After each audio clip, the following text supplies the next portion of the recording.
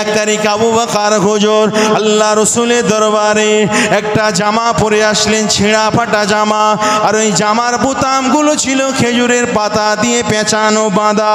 আল্লাহ নবী দরবারে আসলেন, আমার রাসূলুল্লাহ দরবারে যখন আসলেন আল্লাহ নবী আবু বকরের দিকে চেয়ে রইলেন। আবু বকরের জামায় খেজুরের পাতা দিয়ে বোনা রয়েছে। আবু বকর কে যখন আল্লাহ নবী জিজ্ঞাসা করতে যাবেন, কি খবর আবু বকর, এমন ড্রেস কেন পরে এসেছো, বলার সঙ্গে জিজ্ঞাসা করার আগে হযরতে জিবরাইল আলাইহিস সালাম আবু বকরের সেম ড্রেস পরে রাসূলুল্লাহ দরবারে হাজির হয়ে গিয়েছেন। জোরে বলুন সুবহানাল্লাহ। এই যুবকেরা তরুণেরা হযরতে জিবরাইল বলতে লাগলেন, ইয়া রাসূলুল্লাহ হাবিবাল্লাহ হুজুর আবু বকরকে আল্লাহ পাক সালাম জানিয়েছে। আবু বকর আপনার কদমে সব কিছু দিয়ে আবু বকর গরিব হয়ে গিয়েছে, আবু বকরের আর কিছু নাই রে। ইয়া রাসূলুল্লাহ হাবিবাল্লাহ ওই আবু বকরের ড্রেসটা আল্লাহর এত পছন্দ হয়ে গিয়েছে, আল্লাহ পাক আসমানে ফেরেশতাদেরকে হুকুম করে দিলেন, এ আসমানে ফেরেশতারা যারা চলে যা, আজ আবু বকরের ড্রেস হলো শ্রেষ্ঠ ড্রেস। আবু বকরের ড্রেস পরে তোরা ওই আসমানের মধ্যে তোরা খুশি মানা, কারণ আবু বকর মুস্তাফার কদমে বিক্রি হয়ে গিয়ে, মুস্তাফার কদমে আবু বকর বিক্রি হয়ে গিয়ে আবু বকর সে ভিখারি হয়ে গিয়েছে। পৃথিবীর বাদশাহ, বাদশাহ জুলকারনাইন, আপনারা নাম শুনেছেন। এই বাদশাহ জুলকারনাইন সে সারা পৃথিবী শাসন করত। ওই বাদশাহ জুলকারনাইন মরণের সময় বাদশাহ জুলকারনাইন ওসিয়াত করেছিল যে আমি মরণের পরে আমার হাতটাকে মানে কাফনের কাপড় থেকে বাইরে করে দেবে। বাদশাহ জুলকারনাইন মারা গেল। রাজদরবারে মানুষেরা আলেম উলামারা তার ওসিয়াত খানা মেনে নিল। বাদশাহ জুলকারনাইনের কাফনের ভেতর থেকে হাতটা বাইর করে দিল।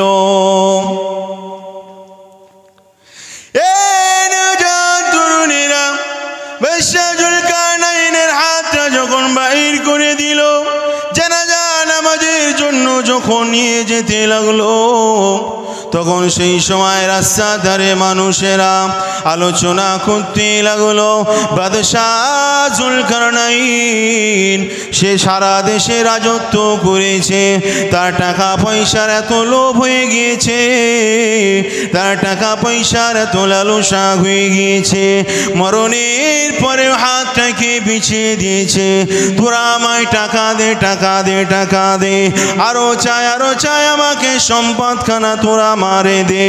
এইরকম ভাবে তারা আলোচনা করতে লেগেছে। এই যুবকেরা তরুণেরা শুনে রেখে দাও, সেই সময় বাদশাহ জুলকারনাইন যাদেরকে ওসিয়াত করেছিল তারা সেই সময় আওয়াজ দিয়ে বলেছিল, মানুষেরা বাদশাহ জুলকারনাইন টাকার জন্য হাত পাতে নে, বাদশাহ জুলকারনাইন পয়সার জন্য হাত পাতে নে।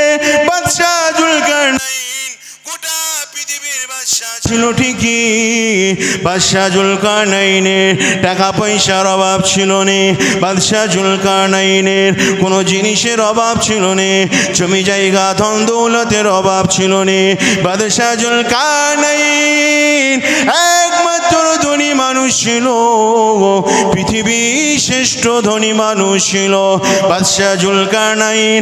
এটাই তোমাদেরকে বোঝাতে চেয়েছে, এরে দুনিয়ার মানুষেরা, আমি এত বড় রাজা হওয়ার পরেও, আমি এত বড় বাদশাহ হওয়ার পরেও, আমি এত ধন দৌলত থাকার পরেও আমি জুলকারনাইন কবরের ভিতরে যাচ্ছি, আমি শুধু সাদা 3 টুকরা কাফন নিয়ে যাচ্ছি, আমার হাতে, আমার গলায়, আমার শরীরে দুনিয়ার কোনো মূল্যবান রত্ন নাই। জোরে বলুন সুবহান, আরো জোরে বলুন সুবহান।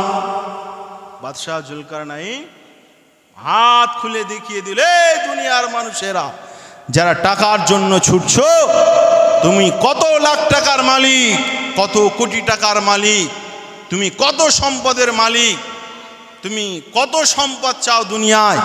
আমি জুলকারনাইন, আমাকে দেখে শিক্ষা নাও। জোরে বলুন সুবহানাল্লাহ।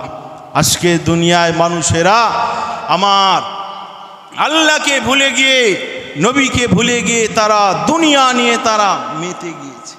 বুঝে আসছে কথা? যদি আমরা এই দুনিয়ায় যদি আমল করি, দুনিয়ায় যদি আমরা কাজ করি, রাসূলুল্লাহ সুন্নাত মেনে যদি আমি আপনি চলি, তাহলে কামিয়াবি। নাই তো কি হবে? দুনিয়া শেষ হয়ে যাবে, কোনো টাকা পয়সা কোনো কিছু কাজে আসবে না। আজকে মরলে কালকে 2 দিন, পরের দিন কেউ কাঁদবে না। যাদের জন্য করলা কামাই, মরলে তারা চিনবে না। আজকে মরলে কালকে 2 দিন, পরের দিন কেউ কাঁদবে না। যাদের জন্য করলা কামাই, মরলে তারা চিনবে না। থাকতে সময় করো আমল, ঈমান করো খাঁটি। থাকতে সময় করো আমল, ঈমান করো খাঁটি। শেষ ঠিকানা তোমার আমার, 3.5 হাত মাটি। আজকে মরলে কালকে 2 দিন, পরের দিন কেউ কাঁদবে না।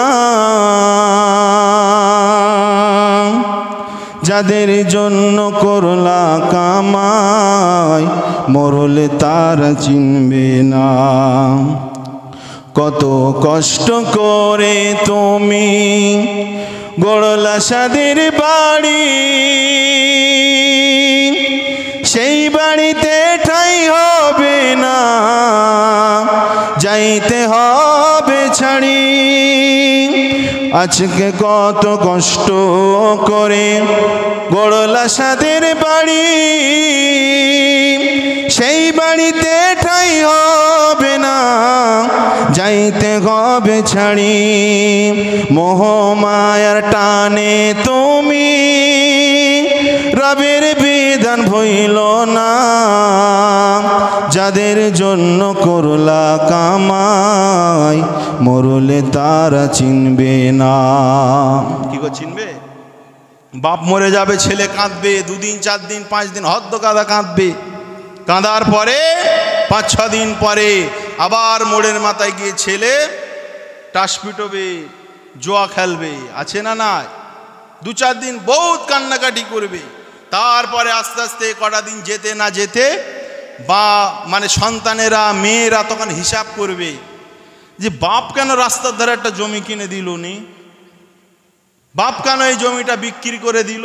কত অভিযোগ তারা খাড়া করবে। আমার ভাইয়েরা, দুনিয়া সব স্বার্থে একে অপরকে ভালোবাসে, কিন্তু যারা মোহাম্মদ রসুল্লাহকে ভালোবাসবে, মোহাম্মদ রসুল্লাহ সাল্লাল্লাহু আলাইহি সাল্লাম তিনি স্বার্থপর নন। মোহাম্মদ রসুল্লাহ তিনি কবরের ভিতরে দেখা দেবে, পরকালে আল্লাহ নবী সাল্লাল্লাহু আলাইহি সাল্লাম তিনি শাফাতের ঝান্ডা নিয়ে শাফাত করার জন্য আল্লাহ নবী সাল্লাল্লাহু আলাইহি সাল্লাম তিনি হাউজে কাউসার নিয়ে আমাদের মতো উম্মাতিদের জন্য দাঁড়িয়ে থাকবে। জোরে বলুন সুবহানাল্লাহ। আল্লাহ রসুলকে যদি আমরা সিনা থেকে, যদি অন্তর থেকে যদি ভালোবাসতে পারি, ইনশাল্লাহ কবরে আমাদেরকে সওয়াল জবাবে আমরা উত্তর দিতে পারবো। কবরে একটা প্রশ্ন করা হবে জানেন? বুখারী শরীফ এবং মুসলিম শরীফের হাদিস, মানে সহিহাইন, এই 2টা হাদিসের কিতাবের মধ্যে কোনো জয়ীফ হাদিস নেই, সব সহি হাদিস। সহিহাইন বুখারী এবং মুসলিম, এই বুখারী এবং মুসলিমে একটা হাদিস এসছে কবরে সওয়াল জবাবের ব্যাপারে। আর যে মান রব্বুকা মা দীনুকা মান নাবিয়ুকা, এই হাদিস বুখারী এবং মুসলিম আসেনি, এটা আবু দাউদ এসছে এবং অন্যান্য হাদিসের কিতাবে এসছে। কিন্তু মেন যে সিয়াসিত্তার মধ্যে মেন যে সহি গ্রন্থ, সবার কাছে গ্রহণযোগ্য বুখারী এবং মুসলিম, ওই হাদিসের কিতাবে মান রব্বুকা মা দীনুকা মান নাবিয়ুকা এই হাদিসটা আসেনি। ওখানে একটাই হাদিস এসেছে, যেটা হলো মা তাকুলু ফি হাজার রসুল ফি হাজার রজুল লি মুহাম্মাদিন।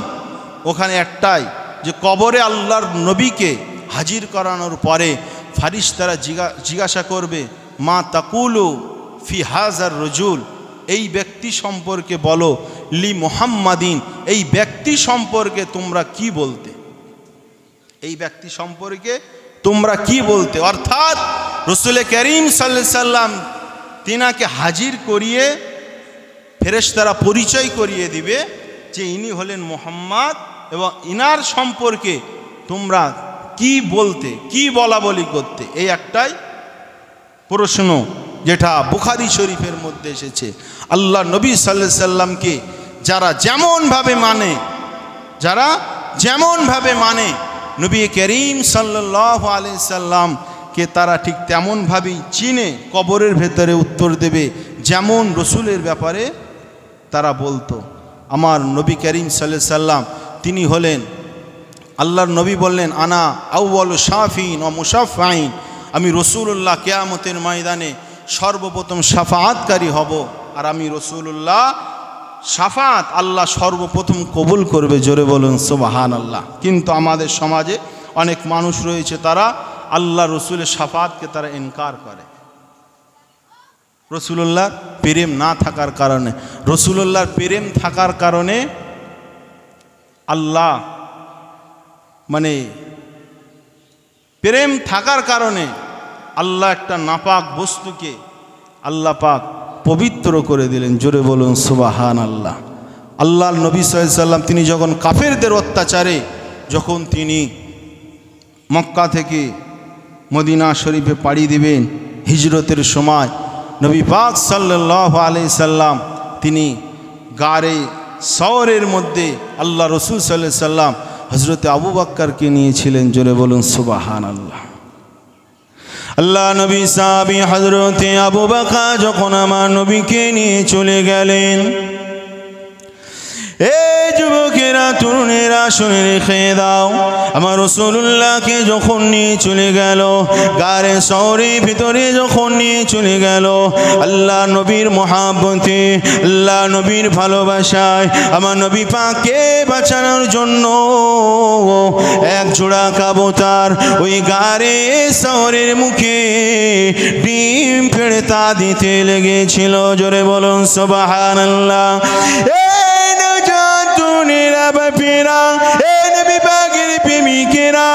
আপনি হয়তো বলবেন ও তো এমন করে অবেলা প্রাণী, কি করে সে বুঝলো মুহাম্মদুর রাসূলুল্লাহ এখন জানের খাতরা রয়েছে, মুহাম্মদুর রাসূলুল্লাহর পিছনে বেঈমান কাফেরেরা ধাওয়া করছে। এটা তো আপনি বলবেন কিভাবে সম্ভব। এই যুবকেরা তরুণেরা, আগে জামানায় কাফের বেঈমানেরা যখন হযরত ইব্রাহিম খলিলুল্লাহর জন্য যখন আগুনখানা, নমরুদ যখন আগুনখানা তৈরি করলো, একটা ব্যাঙ সেই সময় ওই আগুনেতে প্রস্রাব করে দিয়েছিল। ব্যাঙ জানতো রে, ব্যাঙ জানতো ইনি হলেন আল্লাহ নবী, ইনি হলেন আল্লাহ নবী, অবশ্যই ইনাকে আগুনের মধ্যে ফেলে দিয়েছে, চলে পুড়ে সারখার হয়ে যাবে। এই যুবকেরা তরুণেরা শুনে রেখে দাও, সেই সময় ব্যাঙ অবেলা জন্তুর হয়েও আল্লাহ নবীকে চিনে নিয়েছিল। আল্লাহ নবীর মহব্বতে ওই ব্যাঙ ওই আগুনেতে পেশাব করে দিয়েছিল। আমার আল্লাহ পাক পৃথিবী জমিনে কোন প্রাণীর পেশাবকে আল্লাহ পাক পাক করেনি, কিন্তু ওই ব্যাঙের ভিতরে নবীর প্রেম থাকার কারণে, নবীর মহব্বত থাকার কারণে আমার আল্লাহ পাক কি করলেন, ওই ব্যাঙের পেশাবকে আমার আল্লাহ পাক করে দিলেন। আরো জোরে বলুন সুবহানাল্লাহ। এই নওজোয়ান তরুণীরা, এই নবী পাকের প্রেমিকেরা, আল্লাহ নবীকে ভালোবাসতে গেলে ওই প্রাণীটা কিভাবে চিনল। এই যুবকেরা শুনে রেখে দাও, আল্লাহ যখন কোনো নবী পাঠায় সেটা গোটা কায়নাতের জন্য রহমত করে পাঠায়, সেটা শুধু মানুষের জন্য রহমত নয় রে। নবী তো আমাদের জন্য নবী, নবী তো আমাদের জন্য সাইয়্যিদুল মুরসালিন, নবী তো আমাদের জন্য তিনি হলেন নিয়ামত বরকত। শুধু তাই নয়, আল্লাহ রসুলকে আল্লাহ পাক জিন ও বাশার হাজার হাজার 18,000 মখলুকাত আমার আল্লাহ যাদেরকে বানিয়েছেন তাদের জন্যই মুহাম্মাদুর রাসূলুল্লাহকে রহমত করেছেন। আরো জোরে বলুন সুবহানাল্লাহ। এই যুবকেরা তরুণেরা আমার আল্লাহ কোরআন শরীফের মধ্যে জানিয়ে দিলেন আলহামদুলিল্লাহি রাব্বিল আলামিন। এই দুনিয়ার মানুষেরা সমস্ত প্রশংসা হলো রব্বুল আলামিনের জন্য। রব্বুল আলামিন আল্লাহ পাক 18,000 মখলুকাত মাফিস সামাওয়াতি ওয়া মাফিল আরদ, আসমান এবং জমিনের বীজখানে আমার আল্লাহ যা কিছু বানিয়েছে গোটা কায়নাত যেটা আপনি আমি দেখছি ওটা আমার আল্লাহ বানিয়েছে। সমস্ত আলমের রব হলো আমার আল্লাহ, সমস্ত প্রশংসা হলো আমার আল্লাহ পাকের। আর আমার আল্লাহ পাক ঘোষণা করে দিলেন ওমা আরসালনাকা ইল্লা রাহমাতাল লিল আলামিন। এই দুনিয়ার মানুষেরা শুনে রেখে দে, আমি আল্লাহ আমার হাবিবকে ওই সমস্ত আলমের জন্য রহমত করে পাঠিয়েছি। আরো জোরে বলুন সুবহানাল্লাহ। এই যুবকেরা তরুণেরা আল্লাহ পাকের নবী ছিল হযরত নবী সুলাইমান আলাইহিস সালাম। জঙ্গলের এমন করে প্রাণীরা নবী সুলাইমানের সঙ্গে কথা বলতো, নবী সুলাইমান তাদের কথাগুলো বুঝে নিত। এমন করে পিপিলিকা কোরআন শরীফে সূরা নামল বলে একটা সূরা এসেছে, পিপিলিকা সূরা। ওই পিপিলিকার কথা নবী সুলাইমান বুঝতে পারতেন। জোরে বলুন সুবহানাল্লাহ। এই যুবকেরা তরুণেরা বাপেরা আমার আল্লাহ পাক পৃথিবীর জমিনে 1 লাখ মতান্তরে 2,000 2 লক্ষ মতান্তরে আল্লাহ নবী রসুল পাঠিয়েছিলেন। সমস্ত নবীদেরকে আল্লাহ মুজিজা দিয়েছিলেন। এই যুবক আর ওই সমস্ত মুজিজা নবী মুহাম্মদুর রাসূলুল্লাহকে আল্লাহ পাক দিয়েছিলেন। আল্লাহ যত নবী পাঠিয়েছেন সবার মুজিজা আল্লাহ দিয়েছে, কিন্তু সমস্ত মুজিজা আমার রাসূলুল্লাহকে দিয়েছে। সেই জন্যই তো আমার নবী জঙ্গল দিয়ে হেঁটে হেঁটে যাচ্ছেন। আপনারা শুনেছেন ঘটনাটা, জঙ্গল দিয়ে হেঁটে হেঁটে যাচ্ছেন আর জঙ্গলের হরিণ আমার রাসূলুল্লাহর কদমে পড়ে গিয়ে অঝর নয়নে ঝরঝর ঝরঝর করে কাঁদছে। ইয়া রাসূলুল্লাহ, হাবিব আল্লাহ, হুজুর আমাকে একটু ছেড়ে দিন, আমার ঘরে আমার বাচ্চা রয়েছে, তাদের একটু দুধ পান করাতে যাব। ইয়া রাসূলুল্লাহ একটুখানি ছেড়ে দিন, আমার বাচ্চা রয়েছে। আল্লাহ নবী সাল্লাল্লাহু আলাইহি সাল্লাম তার কথা শুনে কি করলেন, আমার নবী সাল্লাল্লাহু আলাইহি সাল্লাম ওই হরিণটাকে ছেড়ে দিলেন আর রসুল করিম সাল্লাল্লাহু আলাইহি সাল্লাম তিনি ওখানেই দাঁড়িয়ে রইলেন। জোরে বলুন সুবহানাল্লাহ। যখন ওই শিকারী যখন এসে রাসূলুল্লাহকে যখন জিজ্ঞাসা করছে, এই মুহাম্মদ এখানে একটা হরিণ ছিল জানো? বলে হ্যাঁ জানি। বলে আমি ছেড়ে দিয়েছি। বলে কেন ছাড়লে? বলে ও বাচ্চার জন্য কাঁদছিল, সেই জন্য ছেড়ে দিয়েছে, একটু দুধ পান করে আবার ফিরে আসবে। যদি না ফিরে আসে, ওই শিকারী বলছে যদি না ফিরে আসে, আল্লাহ রসুল বললেন আমি হলাম ওর জন্য জামিনদার, আমি ওর জন্য জামিন। যদি না ফিরে আসে আমি মুহাম্মদ আমাকে যা শাস্তি দেবে আমি রাসূলুল্লাহ মেনে নেব। কিন্তু আমার রাসূল করিম সাল্লাল্লাহু আলাইহি সাল্লামের কত বিশ্বাস দেখুন, যে জঙ্গলের পশু জঙ্গলের প্রাণী কখনো আল্লাহ রসুলের সঙ্গে ওয়াদা খেলাপ করতে পারে না। জোরে বলুন সুবহানাল্লাহ। একটু জোরে হবে না সুবহান? এটা হলো হুব্বে রসুল।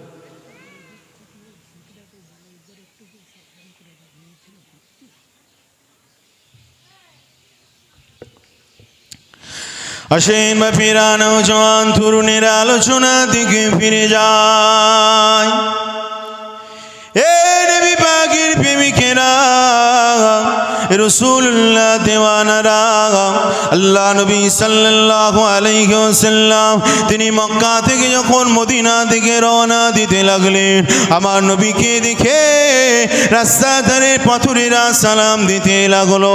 আমার রাসূলুল্লাহকে দেখে রাস্তা ধারে গাছগাছালিগুলো সালাম দিতে লাগলো। এই যুবকেরা, তরুণেরা, আল্লাহ রাসূল ফরমাতে লেগেছে, আমি মুহাম্মদ রাসূলুল্লাহ মদিনা শরীফ থেকে ফরমাতে লেগেছে, আমি আসার সময় যে সমস্ত পাথরেরা, যে সমস্ত গাছগাছালিরা আমি নবী আমাকে সালাম দিতেছিল, আমি রাসূল আজও তাদেরকে চিনি। এই যুবকেরা, তরুণেরা, এই নবী পাকের প্রেমিকেরা, নবীকে চিনতে পারলে না রে, নবীকে চিনতে পারলে না। আমার নবীকে চিনেছিল ওই কবুতর। ওই কবুতর যখন রাসূলুল্লাহর ভালোবাসায় যখন ওখানে ডিম পেড়ে তা দিতে লাগলো, আমার আল্লাহ পাক হাবিবের খাতিরে আল্লাহ ওই কবুতরের পায়খানাকে আমার আল্লাহ পবিত্র করে দিলেন। এই যুবকেরা, তরুণেরা, ওই কঠিন পরিস্থিতিতে, ওই কঠিন মুহূর্তেতে নবী পাকের প্রেম করার কারণে আমার আল্লাহ কি করলেন, প্রতিটা মানুষের অন্তরে কবুতরের ভালোবাসা আল্লাহ ঢুকিয়ে দিয়েছে। সে কবুতর পুষুক চাই না পুষুক, আল্লাহ পাক তার মহব্বত ঢুকিয়ে দিয়েছে। এই যুবকেরা, তোমার ঘরের ছাউনিতে যদি একটা কবুতর এসে বসে, দীর্ঘ 2-4 দিন যদি এসে বসে, তোমার মনে অটোমেটিক এটা তোমার মনে তৈরি হয়ে যাবে, আহার এই কবুতরের জন্য একটা ক্ষোভ করে দে। জোরে বলো না সুবহানাল্লাহ। এটা কার কারণে? এটা হুব্বে রসুল, রসুলুল্লাহর প্রেম থাকার কারণে। জোরে বলুন সুবহানাল্লাহ। আর আমরা তো মানুষ, আমরা যদি সেই রসুলুল্লাহকে যদি আমরা ভালোবাসতে পারি, মহব্বত করতে পারি, তাহলে আল্লাহ কি আমাদের জন্য জাহান্নামের আগুনটাকে আল্লাহ হারাম করে দেবে না? অবশ্যই বিশ্বাস রাখতে হবে বাপ। কারণ নবী করিম সাল্লাল্লাহু আলাইহি সাল্লামের সঙ্গে যেটা ঘটে, ওতে কোনো 2 নম্বরই চলে না, ওতে কোনো ধোকা ধান্দা ফেরেববাজি নেই, সব খাঁটি আল্লাহর পক্ষ থেকে ঘটে। জোরে বলুন সুবহানাল্লাহ। আর ওই যে মাকড়সা জাল বুনেছিল, আল্লাহ পাক ওই মাকড়সার রিজিকের দায়িত্ব আমার আল্লাহ নিয়েছে। কি গো, মানুষ বসে বসে রিজিক পায়? মানুষ খাটবে তারপরে তো পাবে টাকা পয়সা করি, কিন্তু আল্লাহ ওই রসুলুল্লাহর প্রেমে মাকড়সা কি করেছিল? মাকড়সা ওই রসুলুল্লাহ প্রেমে ওই যে ঘরটা করে দিয়েছিল, যাতে কাফেরেরা বুঝতে পারে যে এখানে কোনো মানুষ ঢোকেনি। এই মহব্বত আল্লাহ কবুল করেছে। আল্লাহ পাক কি করলেন? মাকড়সার আল্লাহ পাক রিজিকের দায়িত্ব নিলেন। মাকড়সা ঘর বুনে বসে থাকবে ওখানে, আল্লাহ মাকড়সার গালে রিজিক পৌঁছে দেবে। জোরে বলুন সুবহানাল্লাহ। যারা মুহাম্মদুর রাসূলুল্লাহকে যারা মানে, নবীকে যারা অন্তর থেকে মানে, নবীকে যারা সিনা থেকে মানে, আমার আল্লাহ তাদের বেউজ্জতির রিজিক আমার আল্লাহ খাওয়াই না। জোরে বলুন সুবহানাল্লাহ। দুনিয়ায় দেখেন না কত মানুষ, কত হুজুর, কত বক্তা, কত মৌলভী সাহেব লাঞ্ছিত হয়ে যায়, অপমানিত হয়ে যায়, তাদের অন্তরে হুব্বে রসুলের ত্রুটি আছে বলে। আর যাদের অন্তরে হুব্বে রসুল রয়েছে, রসুলুল্লাহর প্রেম রয়েছে, সে যদি ভ্যান চালকও হয়, মানুষ তাকে ভালোবাসে, মানুষ তাকে সম্মান করে। জোরে বলুন সুবহানাল্লাহ। মুসলমান ঘরে ছেলেমেয়েরা, নওজোয়ান তরুণেরা, এই নবী পাকের প্রেমিকেরা, আল্লাহ রসুলের সাহাবী হযরত ওমর হুজুর তিনি নামাজ পড়েছেন, হযরত আবু বকর হুজুর তিনি নামাজ পড়েছেন, আর অন্যান্য সাহাবী তিনারা নামাজ পড়েছেন। কিন্তু সবার চাইতে মাকাম, সবার চাইতে মর্যাদা আমার আল্লাহ হযরত আবু বকরকে করে দিলেন। জোরে বলুন সুবহানাল্লাহ। এই যুবকেরা তরুণেরা বাপেরা কি জন্য আল্লাহ এত মহব্বত আলা করে দিলেন, আল্লাহ কি জন্য এত সম্মানীয় করে দিলেন, এত রুতবা মর্যাদাওয়ালা করে দিলেন? এটা অন্য কোনো কারণ নয় রে যুবক, এটা হলো মুহাম্মাদুর রাসূলুল্লাহর প্রেম। জোরে বলুন সুবহানাল্লাহ। এই যুবকেরা তরুণেরা, এই নবী পাকের প্রেমিকেরা, আল্লাহ রাসূলের সাহাবী হযরত ওমর রাদিয়াল্লাহু তাআলা নূর ব্যাপারে হাদিসের মধ্যে এসেছে, আল্লাহ রাসূল আম্মা জান আয়েশাকে নিয়ে বসে আছে আর আসমানের অগণিত তারার দিকে তাকিয়ে রয়েছে। আল্লাহ রাসূল বললেন, আয়েশা রে, এই তারাগুলো তুমি গুনতে থাকো, কত লক্ষ কত হাজার তারা রয়েছে একবার দেখো। হযরত আম্মা জান আয়েশা বললেন, ইয়া রাসূলুল্লাহ, হাবিবাল্লাহ, হুজুর আমি গুনে শেষ করতে পারবো না। আল্লাহ রাসূল বললেন, অসংখ্য অগণিত তারা এই আসমানের উপরে রয়েছে, তুমি গুনে শেষ করতে পারবে না। তবে আয়েশা রে, একটা কথা তুমি এবারে বলো, আমার কোন সাহাবীর আমলনামায় আল্লাহ এতগুলো নেকি সওয়াব দিয়ে দিয়েছে? এই যুবকেরা তরুণেরা, আম্মা জান আয়েশা হুজুর তিনি মনে মনে ভাবছিলেন, হযরত আল্লাহ নবী আমার আব্বা জানের নামটা কে করবেন? এই যুবকেরা তরুণেরা, আল্লাহ রাসূল সেই সময় কি করেছিলেন? এই আম্মা জান আয়েশা রে, এই বিবি আয়েশা রে, এই আসমানে যতগুলি তারা দেখতে পাচ্ছ, এতটা নেকি আমার উমারের আমলনামায় আল্লাহ দিয়ে দিয়েছেন। আরো জোরে বলুন সুবহান। আসমানে বেশুমার তারা, বেশুমার নেকি, তার থেকেও বেশি নেকি আমার সাহাবী হযরতে ওমর রাদিয়াল্লাহু তাআলা আমলনামায় আল্লাহ দিয়েছেন। জোরে বলুন সুবহানাল্লাহ। আম্মা জান আয়েশা এবারে মনটা খারাপ হয়ে গেল, আম্মা জান আয়েশার মনটা খারাপ হয়ে গেল। আল্লাহ রাসূল আম্মা জানের দিকে ফিরে বুঝতে পারলেন, আম্মা জান আয়েশা আমার কথাই সন্তুষ্ট নয়। এই নওজওয়ানেরা, আল্লাহ নবী আম্মা জান আয়েশা দিকে ফিরে বললেন, ও বিবি আয়েশা রে, আসমানে তারা দেখছো, এর চাইতে বেশি নাকি ওমরের আমলনামায় আল্লাহ দিয়ে দিয়েছে, কিন্তু এর চাইতে শত কোটি গুণ বেশি নাকি আবু বকরের আমলনামায় আল্লাহ দিয়ে দিয়েছেন। জোরে বলুন সুবহানাল্লাহ। এই যুবকেরা তরুণেরা বাপেরা, আল্লাহ রাসূল সেই সময় ফরমাতে লেগেছে, লাউ সিনা ঈমানু আবি বকরির লাযাদা ঈমানুহু। পৃথিবীর মানুষের ঈমানগুলোকে নিয়ে যদি দাঁড়িপাল্লার এক সাইডে রাখা হয়, আর আবু বকরের ঈমানটাকে নিয়ে যদি দাঁড়িপাল্লার অপর সাইডে রাখা হয়, আবু বকরের ঈমানের পাল্লা ভারী হয়ে যাবে। আরো জোরে বলুন সুবহানাল্লাহ। এই নওজোয়ান তরুণেরা, এই নবী পাকের প্রেমিকেরা, আল্লাহ নবী সাহাবী আবু বকরে গোটা জীবনের আমল নয় রে, একটা রাতের আমল, দুইটা রাতের আমল। আল্লাহ রাসূলের আবু বকরে 2 রাতের আমল, আর ওই 2 রাতে নামাজ রোজার আমল নয় রে, হজ যাকাতের আমল নয়, ওই 2টা রাতের আমল হলো মুহাম্মদুর রাসূলুল্লাহর প্রেম।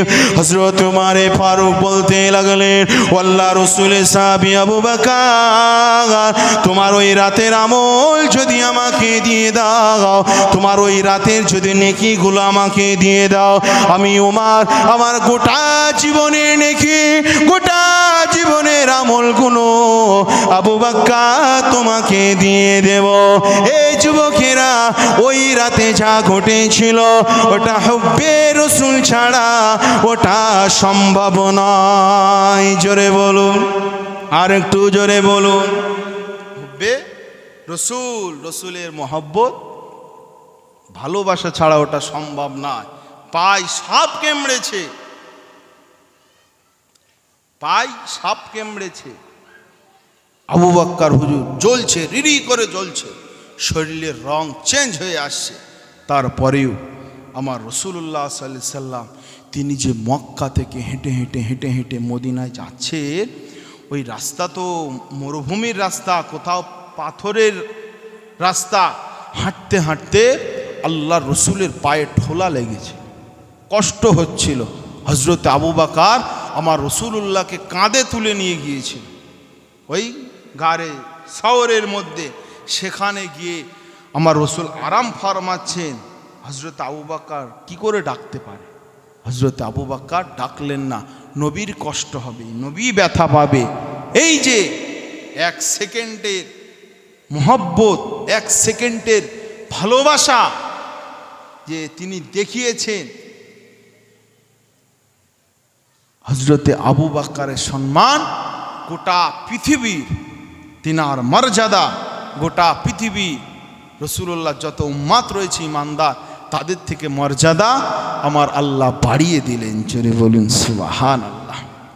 সেই রসুলের প্রেম, সেই রসুলের মহব্বত, ভালোবাসা যদি না থাকে, রাসূলুল্লাহর প্রতি যদি আকীদা যদি আমাদের দুরুস্ত না থাকে, তাহলে কি হবে?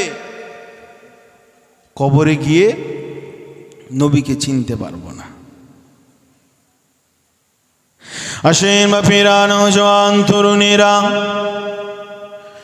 এ নবী পাকের প্রেমিকেরা, হাদিস শরীফের মধ্যে বর্ণনা হয়েছে, মা তাকুলু ফি হাজার রুজুল লি মুহাম্মাদিন, কবরের ভিতরে রাখার পরে আমার রাসূলুল্লাহকে দেখানো হবে, আর ফারিস্তারা বলে দেবে ইনি হলেন মুহাম্মাদুর রাসূল, ইনার বিষয়ে তোমরা কি বক্তব্য দিতে? আমি যখন কবরের ভিতরে চলে যাব, আল্লাহ নবীকে হাজির করা হবে, আমাকে জিজ্ঞাসা করা হবে ইনার ব্যাপারে কি ভাষণ দিতে, ইনার ব্যাপারে কি আকীদা রাখতে। সেই সময় যদি আমি এই দুনিয়ার জমিনে যদি বলি মুহাম্মদুর রাসূল হলেন আমার বড় ভাইয়ের মতো, মুহাম্মদুর রাসূলুল্লাহ হলেন আমাদের বড় ভাই, এই যুবক এই আকীদা নিয়ে যদি কবরে যাও, তোমার মুখ থেকে কথাটাই বাইর হবে মুহাম্মদুর রাসূল হলেন আমাদের মতো বড় ভাই। এই যুবক কবরের ভিতরে যদি জিজ্ঞাসা করা হয়, আর যদি পৃথিবীর জমিনে তুমি বলে বলে বেড়াও মুহাম্মদুর রাসূলুল্লাহ আমাদের মতো সাধারণ মানুষ, আমাদের যেমন হিসাব হবে মুহাম্মদুর রাসূলুল্লাহ তেমন হিসাব হবে, আমাদের যেমন মিজানে দাঁড়িপাল্লায় যেমন আমাদের নেকি ওজন করা হবে, মুহাম্মদুর রাসূলুল্লাহ নেকিগুলোকে ওজন করা হবে। এই যুবকেরা, তরুণেরা, এই রকম যদি আমরা ধারণা রাখি, পৃথিবীর জমিনের এক শ্রেণী মানুষের ধারণা মুহাম্মদুর রাসূলুল্লাহ তিনি জান্নাতি কিনা জাহান্নামী, ওটা আমরা বলতে পারবো না, কারণ পৃথিবীর জমিনের অনেক মানুষরা রয়েছে, তাদের সন্দেহ হয় আল্লাহ রাসূলের বিচার হবে। এই যুবকেরা, তরুণেরা, আবার অনেক মানুষ এমন কথা বলতে লাগে, গুস্তাখে রাসূল করে এমন কথা বলতে লাগে রে, যে মুহাম্মদুর রাসূলুল্লাহ জবান থেকে দুর্গন্ধ বাইর হতো। পৃথিবীর জমিনে অনেক মানুষেরা বলতে লাগে, নবী পাকের দরবারে দাঁড়িয়ে দাঁড়িয়ে সালাম যখন আমরা দেই রে, অনেকে কথাও বলে ওই রকম ভাবে সালাম দেওয়া যাবে না, ওই রকম ভাবে সম্মান দেওয়া যাবে না রে। কেন সম্মান দেওয়া যাবে না? মুহাম্মদ হলো আমাদের মতো মানুষ, মুহাম্মদুর রাসূলুল্লাহকে শাফাআতকারী হিসাবে মানা যাবে না। মুহাম্মদ নিজেই পেরেশানি হয়ে থাকবে, মুহাম্মদ নিজেই চিন্তিত হয়ে থাকবে রে, মুহাম্মদকে শাফাআতকারী হিসাবে মানা যাবে না রে। পৃথিবীর জমিনে যে যেমন ভাবে আকীদা রাখুক না কেন, কবরে তার জবান থেকে ওই রকম কথাটাই বাইর হবে। আর যারা মুহাম্মদুর রাসূলুল্লাহকে যারা নেতা বলে মানে, মুহাম্মদকে যারা সাইয়্যিদুনা বলে মানে, মুহাম্মদকে যারা শাফিউল মুজনাবিন বলে মানে, মুহাম্মদকে যারা রাহমাতাল লিল আলামিন আলামিন বলে মানে, মুহাম্মদকে যারা রাহমাতাল লিল আলামিন বলে মানে, আল্লাহর পরের স্থান মুহাম্মদকে যারা মানে, কিয়ামতের ময়দানে শাফাআতকারী হিসাবে যারা মুহাম্মদ রাসূলুল্লাহকে যারা মানে, কবরের ভিতরে তারা সেই সময় বলে দেবে সাইয়্যিদুনা নবিয়ুনা মুহাম্মদুর রাসূলুল্লাহ সাল্লাল্লাহু আলাইহি ওয়াসাল্লাম। জোরে বলুন সুবহান, আরো জোরে বলুন সুবহানাল্লাহ। বাদুর শরীফ আল্লাহুম্মা, জোরে জোরে পড়ে।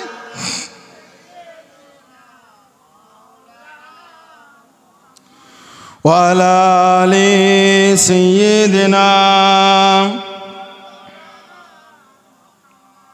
আল্লাহুম্মা সাল্লি আলা, জোরে জোরে পড়ে। ওয়ালা আলি সাইয়্যিদিনা ও শহরে মুহাব্বা जहाँ मुस्तफ़ा है वही घर बनाने को दिल चाहता है। একটু জোরে বলুন না সুবহানাল্লাহ, একটু জোরে হবে না? নারে তাকবীর। ও শহরে মুহাব্বা जहाँ मुस्तफ़ा है वही घर बनाने की दिल चाहता है। इस सोने से कंकर ये चांदी सी मीठी नजर में बसाने को दिल चाहता है। ओ शहरे मुहाब्बा जहाँ मुस्तफ़ा है वही घर बनाने को दिल चाहता है। जिहादे मुहाब्बत की आवाज़ गूंजी कहाँ हंज़ला ने दुल्हा से अपनी, जोरे बोलो ना सुभानअल्लाह। जिहादे मुहाब्बत की आवाज़ गूंजी कहाँ हंज़ला ने दुल्हा से अपनी।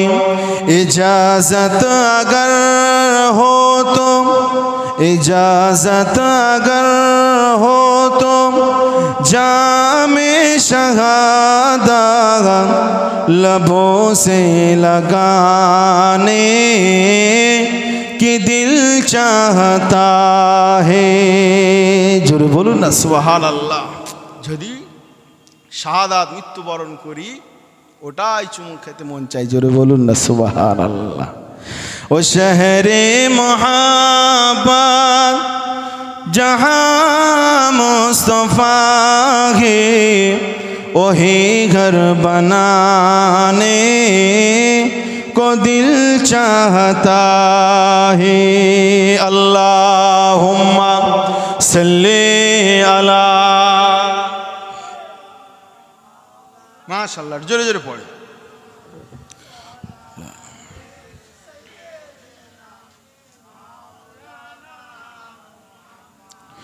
जो पहुँचा नबी ने के कुछ घर भी छोड़ा तो सीधी के अकबर के होठों पे आया।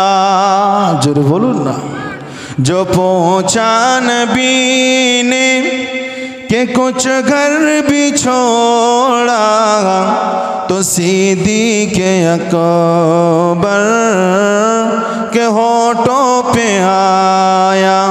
वहाँ मालो दौलत की क्या है हकीकत हकीकत वहाँ मालो दौलत कि क्या है हकीकत जहाँ जी लौटाने को दिल चाहता है।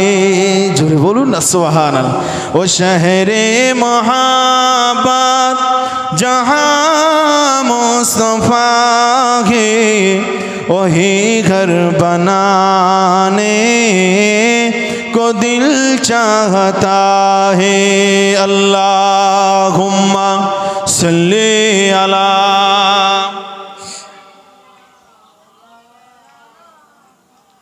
वाला आले सय्यिदिना। আমার দিনদার ইমানদার ভাইয়েরা, হযরতে আবু বকর, এই যে গজলটা বললাম যে আল্লাহ নবী সাল্লাল্লাহু আলাইহি সাল্লাম আবু বকরকে জিজ্ঞাসা করছে, আবু বকর তুমি বাড়ির জন্য কি ছেড়ে এসেছো, তাই না? আল্লাহ নবী জিহাদের জন্য ডাক দিলেন আর সাহাবীদের বললেন, ও সাহাবীরা জিহাদে যাব, যার কাছে যত জিনিসপত্র রয়েছে জিহাদে সাহায্য করো, ধন সম্পদ খাবার দাবার সাহায্য করো। এক একজন সাহাবী সাহায্য করলেন। হযরত উমর রাদিয়াল্লাহু তাআলা আনহু তিনি হাফ দিলেন, হাফ বাড়িতে রেখে দিলেন যে জিহাদে এটাই যথেষ্ট। হযরতে উসমান গনি দিলেন, আল্লাহ কোটিপতি করেছিলেন। সেই উসমান হুজুর আর দুনিয়াতে নেই, দুনিয়ার টাকা দুনিয়ায় রেখে গিয়েছে, তাই তো? আর দুনিয়ায় থেকে ওই টাকা দিয়ে, দুনিয়ায় ওই টাকা দিয়ে আল্লাহ জান্নাত কিনে কবরে গিয়েছে। জোরে বলুন সুবহানাল্লাহ। আর আমরা টাকা দিয়ে সব সাজাতে সাজাতে ফক্কা হয়ে যায়, ঠিক না বেঠি? তো হযরত আবু বকর হুজুর তিনি আল্লাহ রসুলের দরবারে সমস্ত জিনিসপত্র নিয়ে আসলেন, নিয়ে এসে আমার নবী পাকের কদমে দিয়ে দিলেন। জোরে বলুন সুবহানাল্লাহ। আল্লাহ নবী জিজ্ঞাসা করছে, ও আবু বকর একটা চেয়ার নিয়ে আসো তো, ওই চেয়ারটা তুলে দাও। ও আবু বকর তুমি কি নিয়ে এসেছো? হযরতে আবু বকর হুজুর বলেন, ইয়া রাসূলুল্লাহ আমি বাড়িতে যা ছিল, এটা তাকবীর দাও, নারে তাকবীর, নারে তাকবীর। আমাদের শ্রদ্ধেয় ভাজন জনাব মাওলানা রবিউল ইসলাম সাহেব, নারে তাকবীর, নারে তাকবীর। আমার ভাইরা আলোচনা শেষ করব, জাস্ট এই কথাটা বলে নি। হযরতে আবু বকর হুজুর তিনি কি করলেন? তিনি কি করলেন? আবু বকর হুজুর সব মালগুলো দিয়ে আল্লাহ নবীর দরবার হাজির। আল্লাহ নবী জিজ্ঞাসা, ও আবু বকর বাড়িতে কি ছেড়ে এসেছো? হযরতে আবু বকর বললেন, ইয়া রাসূলুল্লাহ হাবিবাল্লাহ তেমন মানে বাড়িতে তো তেমন কিছু নেই, বাড়িতে কিছুই নেই, সব পুছে পুছে নিয়ে এসেছি, বাড়িতে কি রেখে এসেছো? হযরত আবু বকর বললেন, ইয়া রাসূলুল্লাহ হাবিবাল্লাহ আমার বাড়ির জন্য আমি আল্লাহ এবং আল্লাহর রাসূলকে রেখে এসেছি। জোরে বলুন সুবহানাল্লাহ। মুসলমান ঘরে ছেলে মেয়েরা শুনে রেখে দাও, আবু বকর সমস্ত জিনিসগুলোকে নিয়ে আমার নবী পাকের দরবারে দিয়ে দিলেন। নবী পাক যখন জিজ্ঞাসা করলেন, এ আবু বকর কি নিয়ে এসেছো, কি বাড়িতে রেখে এসেছো? আবু বকর হুজুর সেই সময় বলেছিলেন, আল্লাহ আল্লাহ রসুলকে রেখে এসেছি। 1 তারিখে আবু বকর হুজুরের কথাটা বলি। 1 তারিখে আবু বকর হুজুর আল্লাহ রসুলের দরবারে একটা জামা পরে আসলেন, ছেঁড়া ফাটা জামা, আর ওই জামার বোতামগুলো ছিল খেজুরের পাতা দিয়ে পেঁচানো বাঁধা। আল্লাহ নবী দরবারে আসলেন, আমার রাসূলুল্লাহ দরবারে যখন আসলেন আল্লাহ নবী আবু বকরের দিকে চেয়ে রইলেন। আবু বকরের জামায় খেজুরের পাতা দিয়ে বোনা রয়েছে। আবু বকর কি যখন আল্লাহ নবী জিজ্ঞাসা করতে যাবেন, কি খবর আবু বকর এমন ড্রেস কেন পরে এসেছো, বলার সঙ্গে জিজ্ঞাসা করার আগে হযরতে জিবরাইল আলাইহিস সালাম আবু বকরের সেম ড্রেস পরে রাসূলুল্লাহ দরবারে হাজির হয়ে গিয়েছেন। জোরে বলুন সুবহানাল্লাহ। এই যুবকেরা তরুণেরা হযরতে জিবরাইল জিবরাইল বলতে লাগলেন, ইয়া রাসূলুল্লাহ, হাবিবাল্লাহ হুজুর, আবু বকরকে আল্লাহ পাক সালাম জানিয়েছে। আবু বকর আপনার কদমে সব কিছু দিয়ে আবু বকর গরিব হয়ে গিয়েছে, আবু বকরের আর কিছু নাই রে। ইয়া রাসূলুল্লাহ, হাবিবাল্লাহ, ওই আবু বকরের ড্রেসটা আল্লাহর এত পছন্দ হয়ে গিয়েছে, আল্লাহ পাক আসমানে ফেরেশতাদেরকে হুকুম করে দিলেন, এ আসমানে ফেরেশতারা যারা চলে যা, আজ আবু বকরের ড্রেস হলো শ্রেষ্ঠ ড্রেস, আবু বকরের ড্রেস পরে তোরা ওই আসমানের মধ্যে তোরা খুশি মানা। কারণ আবু বকর মুস্তাফার কদমে বিক্রি হয়ে গিয়ে, মুস্তাফার কদমে আবু বকর বিক্রি হয়ে গিয়ে আবু বকর সে ভিখারি হয়ে গিয়েছে। একটু জোরে হবে না সুবহানাল্লাহ? আমার ভাই জানেরা, এটা হলো নবীর প্রেম, নবীর সঙ্গে প্রেম করতে গিয়ে ভিখারি হয়ে গিয়েছে, ছিঁড়া জামা পরেছে, আল্লাহ আসমানের ফেরেশতাদেরকে ওই ছিঁড়া জামা পরিয়ে ছেড়েছে। জোরে বলুন না সুবহানাল্লাহ? আমরাও যদি নবীকে প্রেম করতে পারি, ভালোবাসতে পারি, কোনো পীরের ঘরে জন্ম মানে হতেই হবে এমনটা নয়, কোনো সাধারণ ঘরে, কোনো ভ্যান চালকের ঘরে, কোনো মুচির ঘরে, কোনো মেতরের ঘরে, আপনি যে পরিবারে আপনি জন্মগ্রহণ করেন, একটু রসুল্লাহ সুন্নত মেনে চলবেন, রসুল্লাহ প্রেম অন্তরে যাবে, আপনি ইনশাল্লাহ কামিয়াবি হয়ে যাবেন। কবরে যখন জিজ্ঞাসা করা হবে, মা তাকুলু ফি হাজার রজুল লি মুহাম্মাদিন, বুখারী শরীফের হাদিস, যে এই মানুষের ব্যাপারে তোমার কি আকীদা ছিল, তুমি যদি একটা প্রশ্নের জবাব দিতে পারো, এই প্রশ্নটা যদি জবাব দিতে পারো, ইনশাল্লাহ তুমি বেড়া পার জান্নাতি হয়ে যাবে। জোরে বলুন না সুবহান? এটা তাকবীর দাও, নারায়ে তাকবীর। যাই হোক আমার বাপেরা, গ্রামের ছেলে, আলোচনা করলাম আপনাদের মসজিদ ইমাম সাহেব, আল্লাহ অনেক দূরে নিয়ে যায়, তো মাইক ছেড়ে দেবো। আমার ভাই শ্রদ্ধেয় ভাজন, অনেক দিনের পরিচয়, একসঙ্গে অনেক ওয়াজ নসিহত করি, বুঝলেন? ভাই এসেছেন, খুব মানে আনন্দ হচ্ছে, খুব খুশি হচ্ছে। আমার ভাই, মাইক ছেড়ে দেওয়ার আগে বলবো, যদি কারোর কোনো লিখিত ফতোয়ার যদি কোনো দরকার পড়ে, লিখিত ফতোয়া যদি দরকার পড়ে, আমার কাছে আসবেন, ইনশাল্লাহ যতটা আল্লাহ দিয়েছে ইনশাল্লাহ ফতোয়া দেব। আর কারোর যদি কোনো তাবিজ কবর, যে বিষয়ে, যে কোনো বিষয়ে, হালাল বিষয়ে যদি কারো কোনো তাবিজ লাগে, ইনশাল্লাহ আসবেন, তাবিজ দেব। যাই হোক আমার ভাই জনাব মাওলানা রবিউল ইসলাম সাহেব, তিনি পাশে বসে রয়েছেন, তিনি খুব সুন্দর মানে কোরআন এবং হাদিস দিয়ে সমাজের বাস্তব প্রেক্ষাপট নিয়ে খুব সুন্দর আলোচনা করেন। যারা এখনও এদিক ওদিকে রয়েছেন তারা মাহফিলে চলে আসেন। আর আলোচনা শুরুতে বলেছিলাম, আমার যে সমস্ত এই মহল্লার মায়েরা, বাপেরা, আত্মীয়দের খাওয়ানোর কথা বলেছিলাম, একবারও তো ডাকিনি, তাড়াতাড়ি খাইয়ে দাইয়ে কাজ ফিনিশ করে আসতে বলেছিলাম, তাই তো? যাই হোক আপনারা আপনাদের দায়িত্ব পালন করে চলে আসেন, এই বলে আমার বক্তব্য রাখছি। মাইক ছেড়ে দেবো, একবার সালাম দে, আসসালামু আলাইকুম। আপনারা একবার সালাম দেন তো দেখি। ওয়ালাইকুম আসসালাম। দুরূদ শরীফ আল্লাহুম্মা